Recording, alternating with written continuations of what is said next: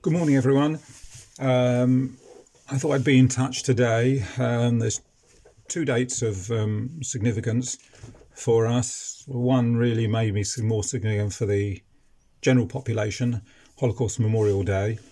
Of course, we commemorate, I should say, the Holocaust on different dates. There's Yom HaShoah, then Tisha B'Av, which we commemorate, and Tony Blair introduced the Holocaust Memorial Day, as far as I recall, for the outside world, and a very important enactment that was. And then we got Tu B'Shvat, which is very much part of our calendar. But I'll mention, if I may, just start off with Holocaust Memorial Day. We don't really need to, but we shouldn't really need to be told. We don't need to be told of the horrors of the Holocaust and what it did to our people, the 6 million, the number of children that perished. The European Jewry was devastated, and so much of what there was in Jewish life pre-war was just was like a line drawn and had to really restart after the Second World War. My own family came here I ended up in the UK because of the Holocaust. And so when we focus in, if we like, we have a full understanding. But maybe just for the moment, I'll focus out and also say that we should also be thinking of what's happened, as well as the tragedy of the Holocaust. There's so many other tragedies, unfortunately, after the Holocaust, that we just need to learn to try and get on better with each other and look after each other. We had Cambodia in 1975, 1979, millions dying of starvation with the Khmer Rouge. You had Rwanda, 1994, with 1 million murdered in 100 days. 1995 in Bosnia, 8,000 men and boys were murdered in Srebrenica. In the next century, 2003, in Darfur in Africa, Arab tribes, I think they called it Janjaweed, destroyed destroyed villages. The Arab militia destroyed African villages, a number, and actually that's in the sort of Sudan area, and there's a little ray of hope there, hopefully, because that's maybe Israel's made some headway there with recent peace approaches. So maybe that's somewhere that Israel can help a bit, like it has done in other African countries in the Sudan. And if you want more information, obviously the Holocaust Memorial Day website, I would definitely say that something we can look at. And clearly it's our job to speak up, to speak out, just like what's happened with the Uyghurs, if I pronounced that right, in China. How can that still be? I don't know what the Chinese authorities think. Perhaps they consider them a threat, a political threat, but the Muslim population of the Uyghurs, something that we know about and we can speak out about. So at least if we think we can't do anything, but we can speak out when we see injustice, try our best, and perhaps also contact authorities. I know the Chief Rabbi has spoken out, all the rabbis have spoken out, and maybe coming down to a more local level, once again, when it's safe, we can just check on our neighbours and see. At least we all have the phone, at least to see how we are, and check on our own people in the community, and so we can do what we can in that very important way to get us through this difficult situation of the pandemic, and to help those there. Talk about Tu B'Shvat. Custom on Tu B'Shvat, the 15th of Shevat, to eat fruit. And although Tu B'Shvat is known as the New Year for trees, actually halachically in Jewish law, the cut-off date for certain tithings, it's actually the New Year for fruit. The New Year for trees actually is Rosh Hashanah time. The way the years of the trees are calculated, but the New Year for whether the fruit goes on one year or the next year that's actually Tu B'Shvat.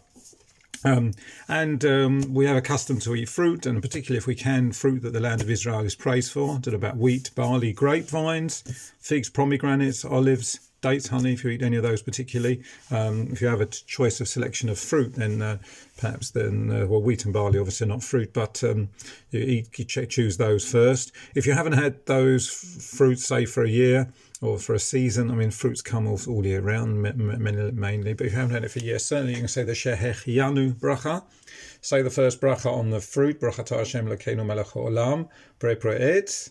And then Shechianu bracha, Brachata Hashem Elokeinu melech haolam, Shechianu v'kimanu v'giyanu lazman hazeh. We thank God who's preserved us to be alive for this time. And say the Shechianu bracha. If you've already have lots of fruit and you said Bre Etz, and then you decide you're going to have a fruit which you haven't had for a year, you can just say Shechianu on that particular fruit. I don't know, a kumquat or something, whatever it is, a special fruit. Tu B'Shvat also in Israel, modern Israel, is something where environmental awareness has sort of taken hold, and ecology. Also, so it's something that we can do. We can think about that. Actually, Tu B'Shvat starts this evening, this Wednesday evening and Thursday. Just this Wednesday evening and on Thursday, and let's just now talk a little bit of a history of trees and forests of Israel, and then I'll come back perhaps and just talk about this home in on the fruit, and particularly on the fruit trees, on something I saw. Okay, in 1890, Tu B'Shvat, Rabbi Zev Yavetz took his students to plant trees in Zichron Yaakov, which was then like an agricultural colony. It's in the north of Israel, just south of Haifa. I've been there a couple of times, not to this colony, but to Zichron. That was perhaps one of the first organised attempts to plant fruit trees.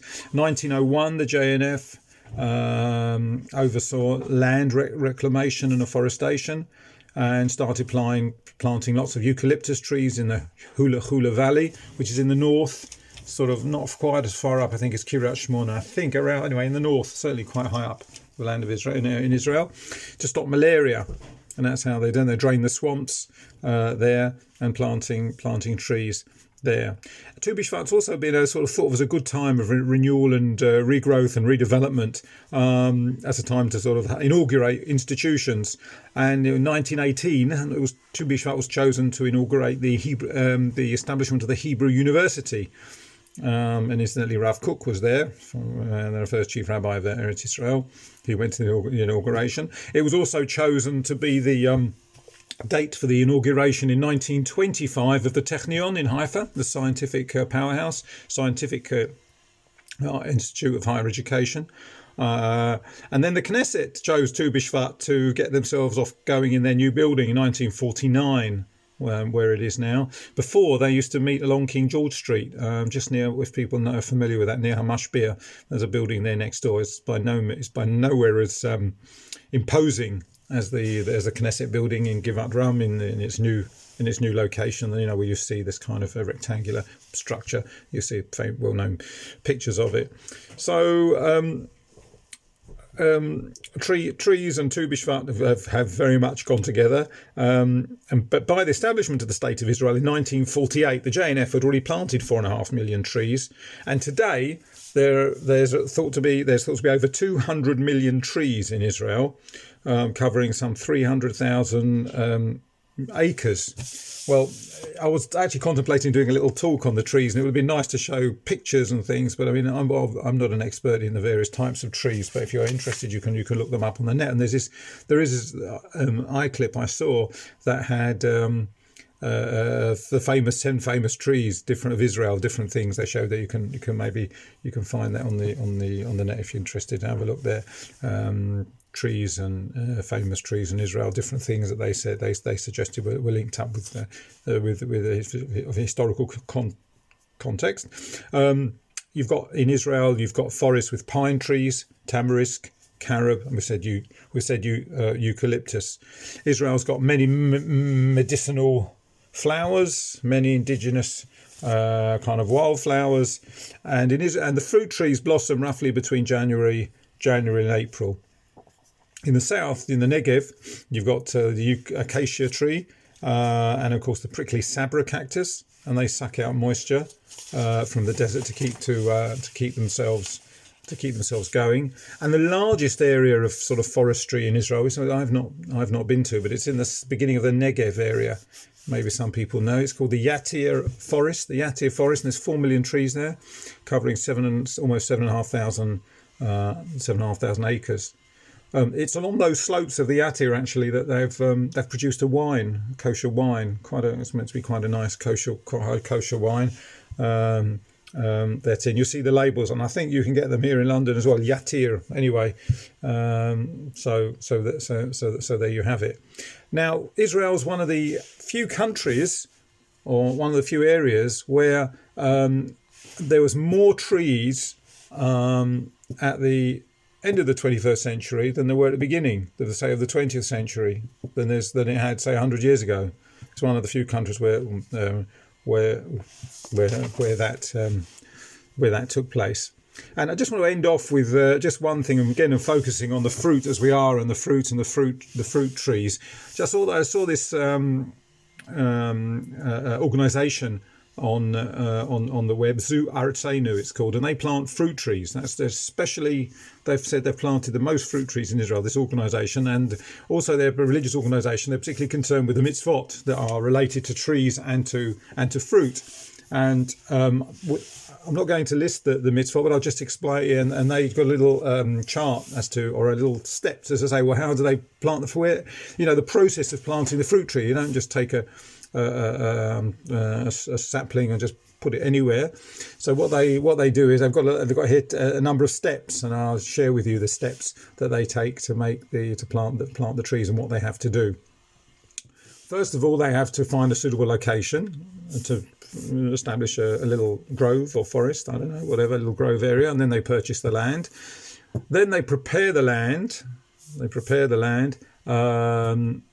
By clearing away rocks and thorn bushes that presumably will inhibit the growth of the trees.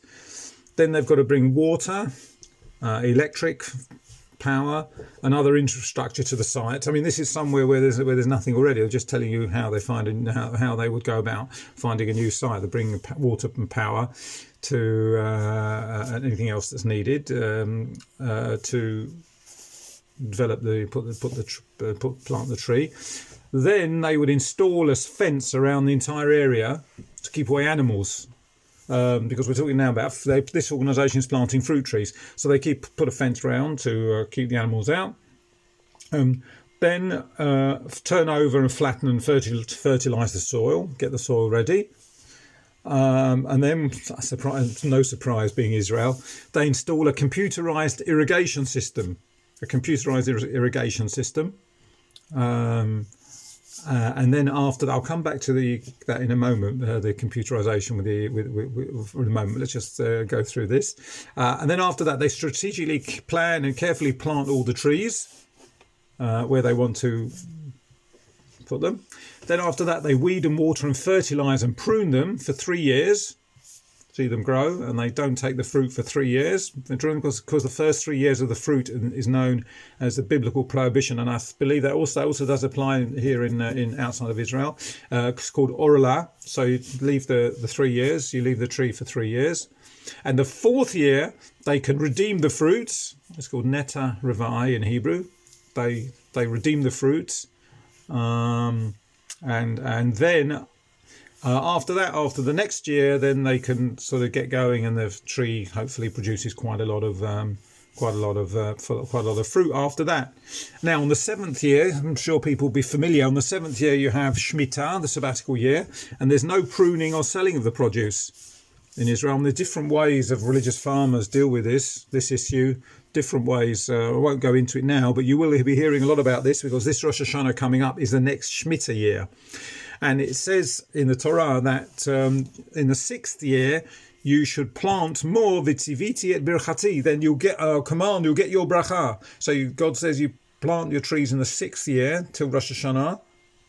And then you'll have a bracha on the fruit in the subsequent years. You're not going to.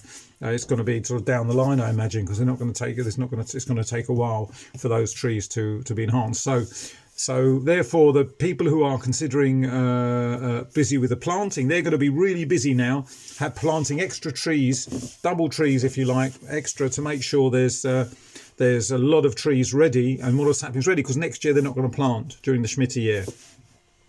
So they're not going to be busy with that. I'll just end off with just really something tangential, but we just also personal experience. We went to the Barakan winery, which is one of the biggest companies, maybe bigger than Carmel. I don't know. I mentioned this before, I think. And this was sort of on the coastal plain, going down, say 2/3 of the way towards Tel Aviv, towards Ashkelon. I don't know, down there. Or was it Ashdod? Probably Ashdod. Towards down there on the coastal plain. And they told us that with the wine, absolutely every grove, everything that is done is that they know is all computerized. They know the when things are happening, and maybe they can got images, and they know obviously the yield. It's all everything's computerized. So you see these days how technology is used in agriculture, and has a really important role, especially in Israel. And they've used the advanced knowledge they have in technology to support agricultural development. Okay, well, I wish everybody Tu Bishvat Sameach. It's coming this evening. I mean, I suppose if you're going to try and get new fruit, maybe you'll need a bit more time. I don't know if people are able to order them, but I know many people are being very, very careful and not going out, and I appreciate that. I understand that, of course, and that's right. So wish everybody well, and hope to be in touch again soon. And take good care. And let's hope we're getting towards progress towards sorting out the current pandemic situation. Tu Bishvat Sameach to all. And then Shabbat Shalom. Shabbat Shalom. Look forward to seeing everybody on the Zoom before Shabbat. And for those who like Haftarah after Shabbat, that'll be very nice indeed. It'll be the link is in the last email. I'm guessing we're probably looking at well, I'll let you find out, maybe about 3:30, maybe a bit before this week. Maybe before then, I'll have a check out on the email. Shabbat Shalom to all.